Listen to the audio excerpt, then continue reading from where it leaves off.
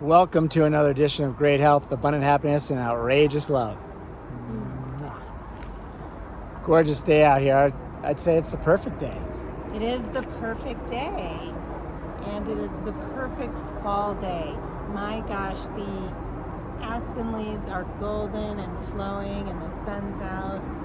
Yeah. The water's rushing behind us with some beautiful rainbow trout. Yeah, I thought it was hard to beat New England. It is hard to beat New England falls because they're gorgeous. But these golden aspen leaves that you see around us, especially when the wind kicks up a little bit, they rain down like, I don't know, they're like golden angels falling from heaven. It's absolutely gorgeous with a blue sky. It really Right. is. But anyway, speaking of perfect days, I think you wanted to talk about a perfect day. Yeah, I do. I want to talk about the perfect day. I was listening to Abraham Hicks today, and she had people in the audience. And this guy who said he comes to all of her seminars, and she was like, well, thank you for keep coming. But anyway, he said that he couldn't wait to wake up and basically have the perfect day, do what he wanted to do. And I started thinking about, the perfect day. Well, isn't every day the perfect day? When I was, when I was really young, when all of us, when we're really young, we thought the perfect day was a day that, we got to ride our bike outside, and, even if we went to school, we got to go to recess, and then we'd come home, and if we got to play Monopoly with our family or some board game or, whatever it is that you do with your family, rollerblade tag or bike ride, that was the perfect day when you're, a little kid. Then, you're a teenager, and the perfect day is hanging out with your friends, right? Sometimes going to high school, I actually loved high school, but I know a lot of people didn't. But the best part about high school was really going to see your friends, right? And, in our high school, you could go off campus for lunch, and that was a big highlight. Really simple things that made the day absolutely perfect. And then, and sometimes as a teenager, you do some stupid things that make the day perfect because you need a little bit more of an adrenaline rush, which gives way to some more edgy experiences. And that's your perfect day because those memories are crazy, whatever it is that you did. Then when I entered into adulthood, a perfect day was, a day that I got to spend, with I went to work, which was, great. I had a job that I loved, and I felt really productive. So that was perfect. And then after work, almost every single night, I went out with my friends, and that was a perfect day. Then I became a parent, and your perfect day is as easy as describing that your family is healthy and happy. And if those two things are in order, that's a perfect day. So, most of those days are perfect. And if you do have, a sick child, it's perfect because you have the opportunity to, to care for him and bring him to a doctor or whatever it is, so that by the time you go to sleep, you are relaxing with peace of mind, and peace of mind is always, the culmination of a perfect day. So these are really simple things, but in looking back, they're not the parameters for what I would call a perfect day today.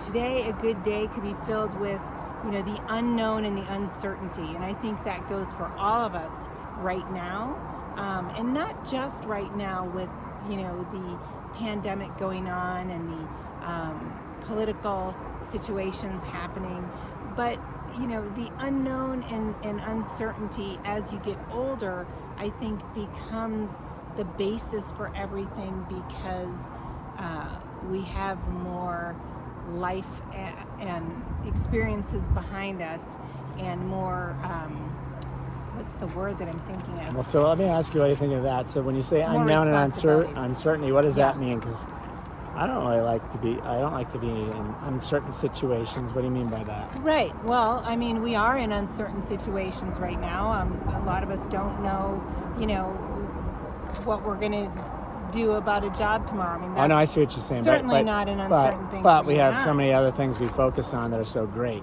Right. My point is that just because you are uncertain about where you're going to find your job, that doesn't mean that today is not going to be a perfect day. Right. Yes. Right. You know what? If you got laid off today, that doesn't mean that it's not going to be the perfect day. Hey, I talked to a guy who has been at the same company for a heck of a long time, and he told me he was going out. He left his job and he's going out and he's going to kayak. And he spent all day kayaking and enjoying life. And he said it was the first time in, well over a decade that he's been able to really just do that. So, That's great. Yeah. That's great. Like even being out here, we're just kind of walking down this trail. This is just outside of where we live. And it's I was going to say nothing special if you were kind of going back to the category of, you got to fly somewhere or do something or buy something. This is like a walk in the fall air. Right. To me, I know you're the same way, it's very special. It's incredible. Right. We're just amazed at all of the grandeur and the magnificence and the miracles all around us here. I mean, it's so beautiful. But a lot of times it is those simple things that are the most beautiful. Exactly. And that's what, turns a perfect day for me. Right. Yeah. But, today so far has been amazing. I know that we're going to go to bed saying, wow, what a perfect day. So, but because it's not over yet, I want to talk about yesterday. Because yesterday was, it was a perfect day. We were able to go to bed and say, wow, this was an amazing day, okay? But there were hurdles throughout the day, many hurdles throughout the day. And, focusing your energy on what the priority is towards your desired outcome, if you can do that, any day, no matter how many hurdles and obstacles you have, you can go to bed saying, wow, this was the perfect day. Well, if you get things done, you go to bed, you can cross things off your list. You cross a lot of things off the list for the day, right? Right. So I want to go through yesterday because it was, and I don't want people to think, oh, well, so easy for you to say, you guys are working from anywhere, traveling all around. And, if you've seen our videos, we have an amazingly happy marriage filled with, love and excitement and everything I think that everybody's looking for. And our purpose isn't to brag about that. Our purpose is to share that with everyone because you all deserve that. So let me talk to you about yesterday. So yesterday we were consumed with news that Jeffrey has cancer on his leg. So obviously that news is not something that you would say, oh wow, well how can that be the perfect No, it's not great news. Right? That's why you're going to see me wearing like a cowboy hat more often, not because I'm an East Coast guy, moved out west, I'm a cowboy, but I'm going to shade myself from the sun a little bit more. Right. That would be my advice to everybody. Right. So that was hurdle number one. Big hurdle, okay? It also set us on a course for the day. We actually found out a couple of days ago, and we've been doing some research, but yesterday, because it was Friday, was kind of like, full steam ahead, because we wanted to get some answers and resolution by the end of Friday so that we didn't have to worry over the weekend or think about it over the weekend, knowing we couldn't do anything because the people we need to talk to aren't available on the weekend. So, and I also want to let everyone know this was caught very, very early. So, yeah, thank goodness. Yes. So it's very early stage. So there was gratitude number one. Okay, great news. It's really early, and we caught it. And so we're so grateful for these two amazing dermatologists who we've been working with. And how lucky are we that they tested it and that they let us know the next steps. So then we started researching, doctors to perform this surgery. This is all yesterday. And this started to put us in a slight tailspin, yet another hurdle. Make sure you're talking towards the phone because there's a lot of truck noise. Oh, We're not video editing experts, so what you get is what you get. Yeah, exactly. And if you missed any part of it, feel free to note it down below, and we're happy to answer anything. But we started researching doctors to perform this surgery. Again, it put us in a tailspin, another hurdle, as we got a few referrals from both dermatologists, and none of the referrals were in our insurance plan. Hurdle. Okay, so at each hurdle, what you have to do is keep focusing on the desired result. Let the universe unfold instead of getting frustrated. And so we thought, okay, well, no problem. We had 3 great referrals, highly recommended doctors, and the people that do this type of surgery it's like a needle in a haystack. They seems that way. Have to be more surgeons, which is a cancer surgeon, as well as reconstructive surgeons, and then there's a particular type of way that this surgery can be done, which is while they're doing the surgery, they can keep testing during the surgery to ensure they're getting clean margins. Some of the doctors don't do that. They'll take what they think they need to take, sometimes more, to get a clean margin. They send it out.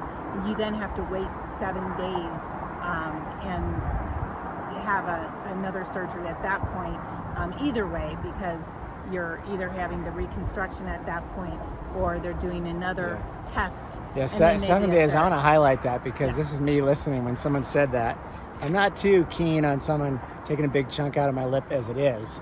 So I'm not real happy about that. But then when they said, hey, we'll just leave everything open, not do the rebuilding for 7 days, we'll wait for the test to come back, and then we'll go back in and finish it. I'm like, holy crap. That doesn't sound like a good plan to me. Right. So I was not happy about that. I'm like, is that the way it all works?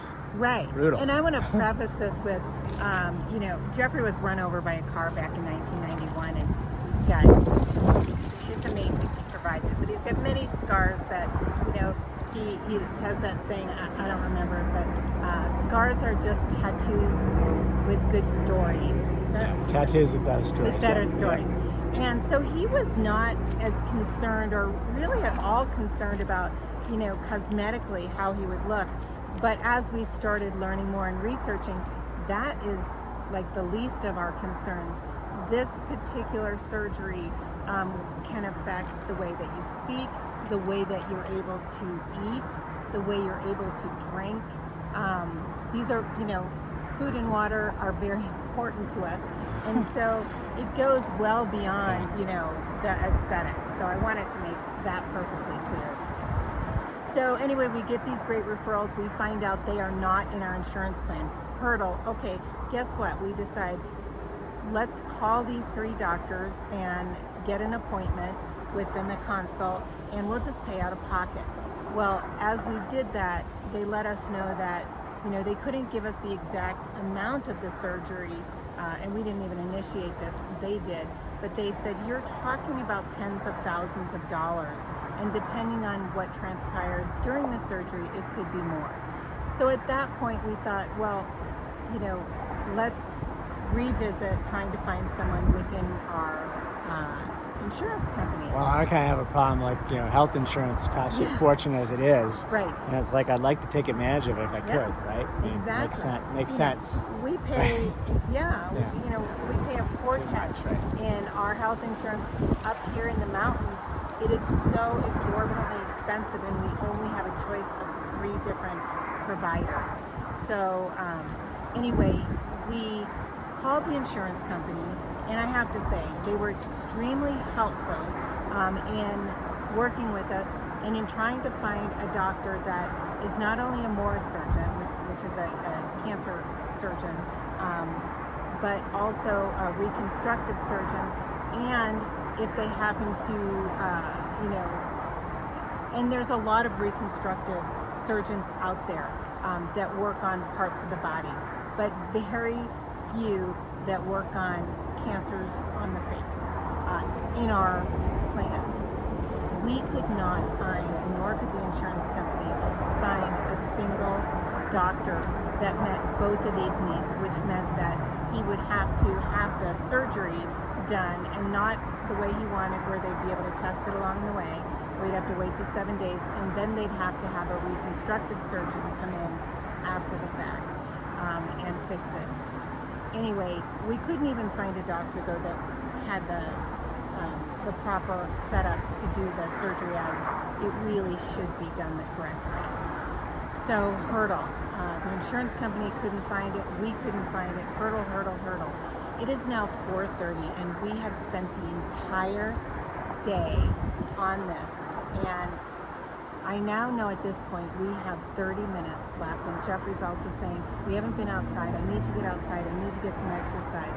And I said, we can't defocus. We need to remain focused, and all of our energy needs to be on this. Because if you have half your energy on thinking you want to go outside, you can't fully get done what you need to do. And I was really, really proud of the fact that we both, kind of did a spin, came right back to it.